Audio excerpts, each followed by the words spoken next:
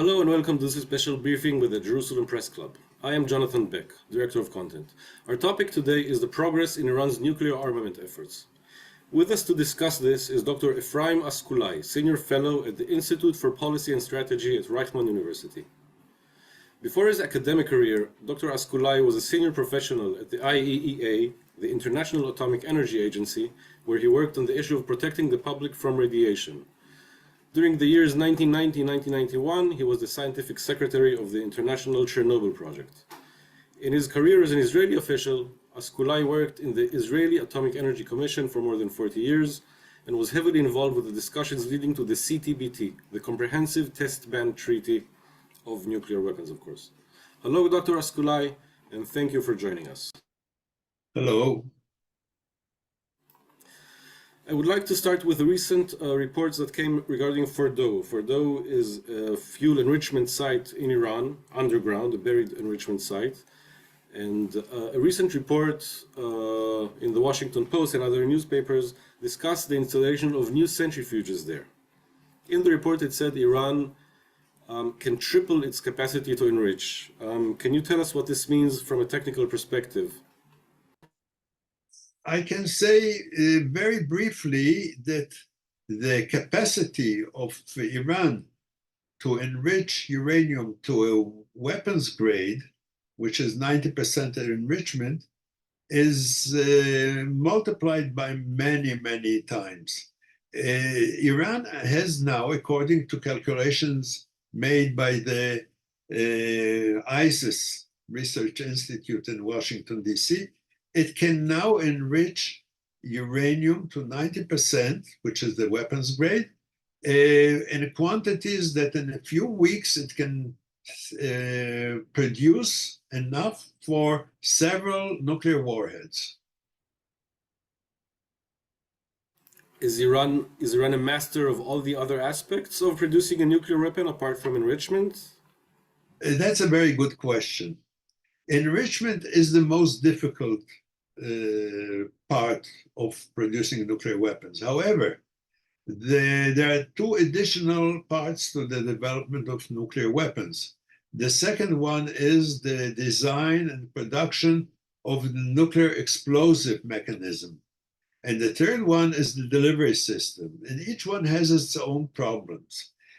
One thing that has to be noted that most of these two other stages can be done in parallel with the enrichment process, but the third one is the more difficult one of the two. I think that it is assumed that the Iranians received the design of the nuclear explosive device from Pakistan, from the late unlamented Dr. Abdul Qadir Khan. And thereby they know what to do. And from the 2003 cache that was delivered by the Mossad to Israel, we see that they had already advanced that part quite nicely. They not concluded it, they had not achieved everything, but they were well advanced in that part of the problem, of the project. And do they have the capability now? Many researchers assume that they have the capability to produce the nuclear explosive device using natural uranium as a stand-in for the highly enriched uranium. And some estimate that the Iranians could, if the decision has been made or has been taken by the supreme leader, they can conduct a nuclear test, an explosion test, within 6 months of the decision. It all hangs on the decision of the supreme leader.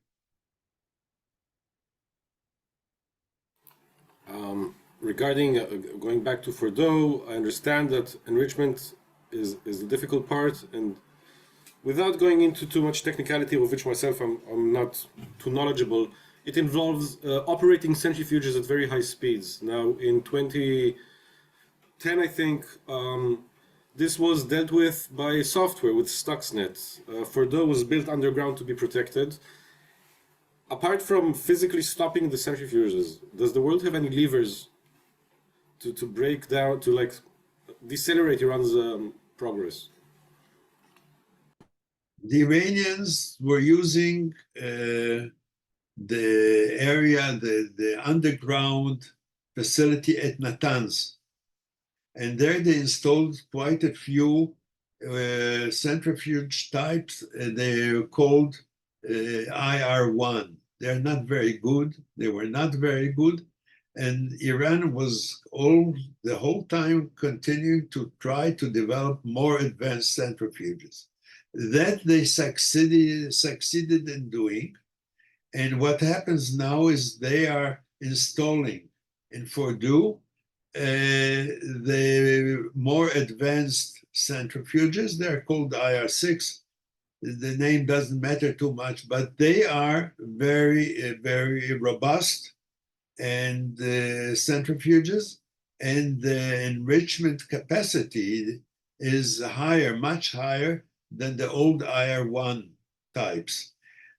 Fordow, as we know, is a well-protected, deeply underground facility. It is not a large facility, but there they can install the number of IR6 that would be equivalent to a much higher number of the old types.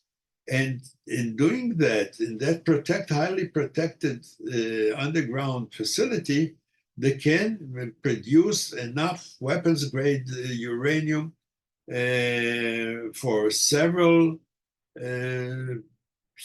nuclear warheads. Yes. I mean, regarding the delivery systems, I don't think we saw on mid-April in the UAV and ballistic missile attack that they do have the delivery systems. In principle, one of these missiles could have been loaded with nuclear warhead, no? I mean, it's not any more sophisticated than that, am I correct? Loading a nuclear explosive device onto a missile, let's say, is not a simple thing. The explosive device is an intricate mechanism, and it has to withstand. If you want to deliver it by missile, you have to do several things which are not very simple. The system has to be of a certain size. It has to be of a certain weight to be able to be carried by a missile. It has to withstand accelerations, high accelerations of the missile, and so on and so forth. So, and I'm not very knowledgeable about their progress, but if the world thinks today that it would take them many more months, let's say a year or two, to be able to load such a system onto a delivery system, it is still not the simplest thing to do. Another thing is that I would guess, looking at the history of nuclear weapons in the world, I would guess that they would need a nuclear test on their own ground, with the underground or something like that. They would need this to assure themselves that the design is robust and that the device would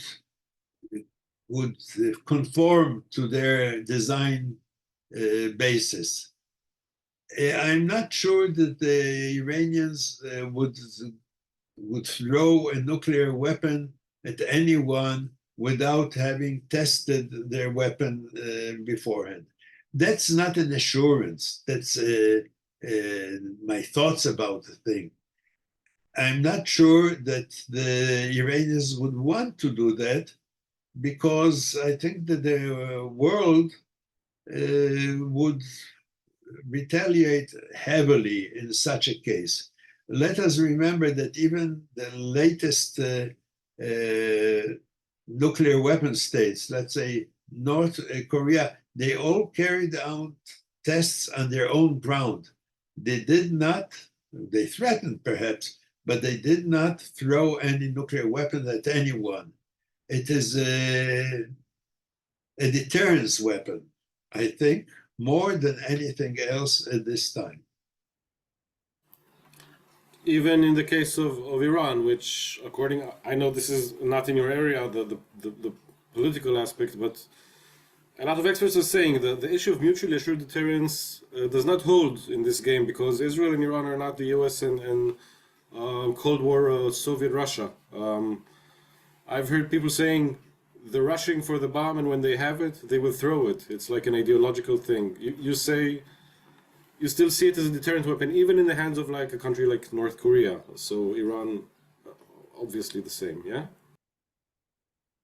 I'm going now into an area which is not the area of my expertise, but I would say this. Everyone says that Iranian government is a rational government.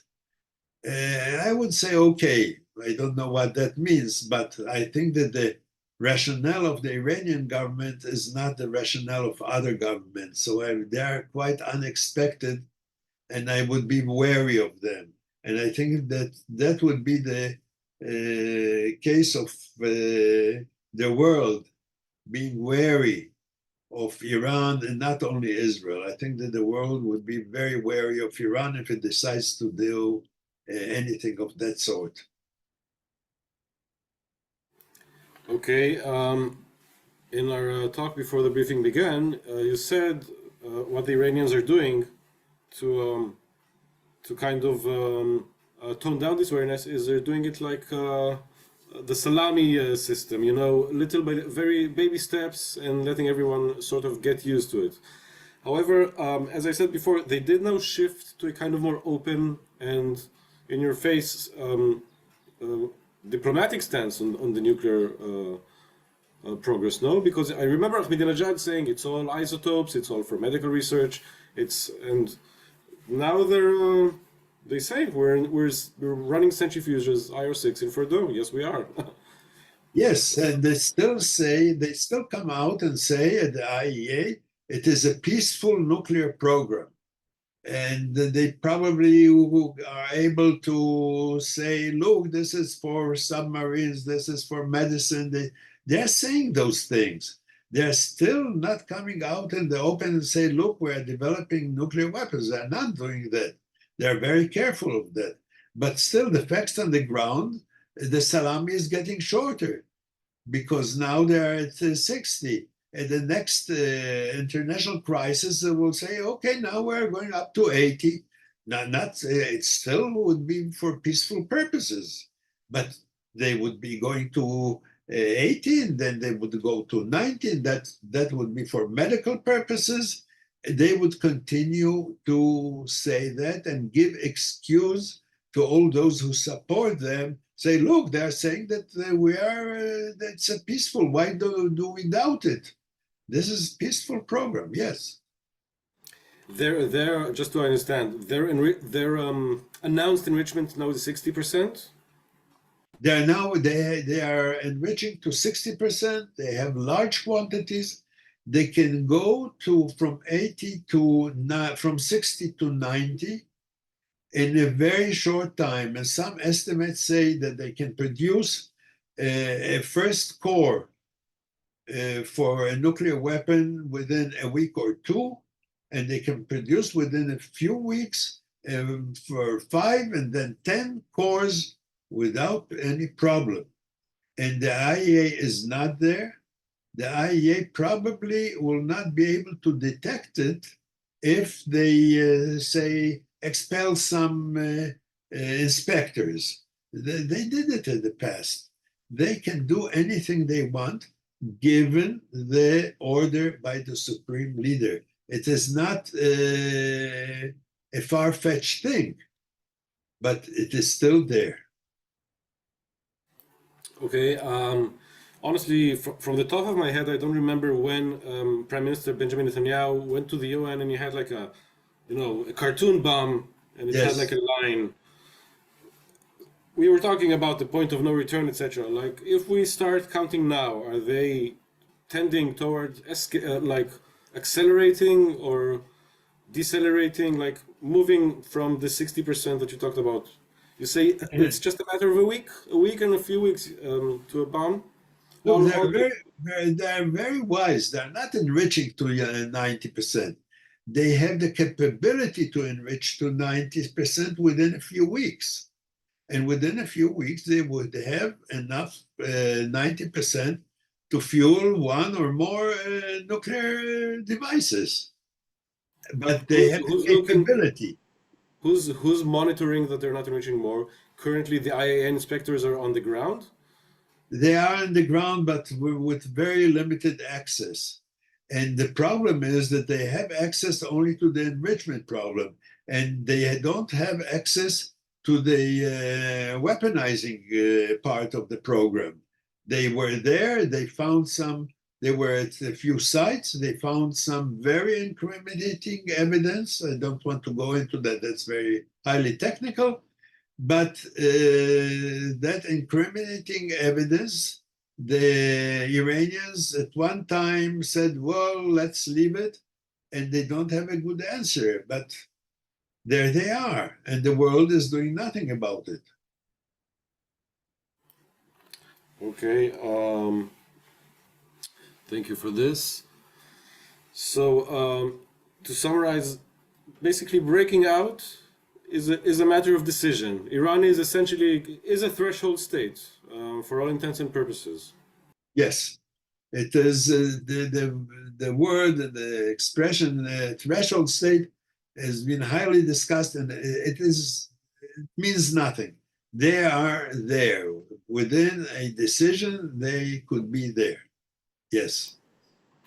Okay, and one thing I just want to repeat that I asked you before, I asked you whether Iran needs any help, like from North Korea and others, and you said no, with the knowledge you have, they can be totally isolated and progress to a bomb. Yes, they can progress, as I said, to a nuclear weapon, nuclear device, nuclear explosive device. About the delivery systems, it's not my area of expertise, so I don't want to say too much about it. But in order to carry out a nuclear explosion, a nuclear test, they can do that within a few months, if they decide to do it. Okay, thank you for this very informative briefing. Can you tell me something to leave us with an optimistic note, coming out of this, about what the future holds? What do you think with Iran? I think it is a political problem now. I don't think it's a technical problem. Iran has all the know-how and the capabilities to do whatever it wants. Of course, if, let's say, the United States wants to decimate the Iranian nuclear program, it can do that. The United States can do it because they have enough weapons, enough delivery systems to simply wipe out the main aspects of the Iranian program. However, the United States doesn't sound like it's going to do it. You can even recall that it was very, very hesitant about joining the resolution at the IAEA, the last Board of Governors meeting. I don't think the United States is going to attack and decimate the Iranian nuclear project. But I think that if the world today can join forces and can pressure Iran, because Iran does care about the international position, and Iran wants to be a member of, in good standing of the international community, it can do something. So the diplomatic course, if it is really pressuring them, could produce perhaps a beneficial result. But it would take the willpower of many nations to do that. Okay, I have one last question for you. In retrospect, looking back, do you think the fact that Trump pulled back the US from the JCPOA was good or bad for the world and for Israel? I think it wasn't good. I think that the JCPOA, let me say from the beginning, the JCPOA wasn't a good agreement, but it still was a better agreement than no agreement. I think that the limitations it imposed on Iran and the inspectorship and some other items, I think it was better than the situation we are in now.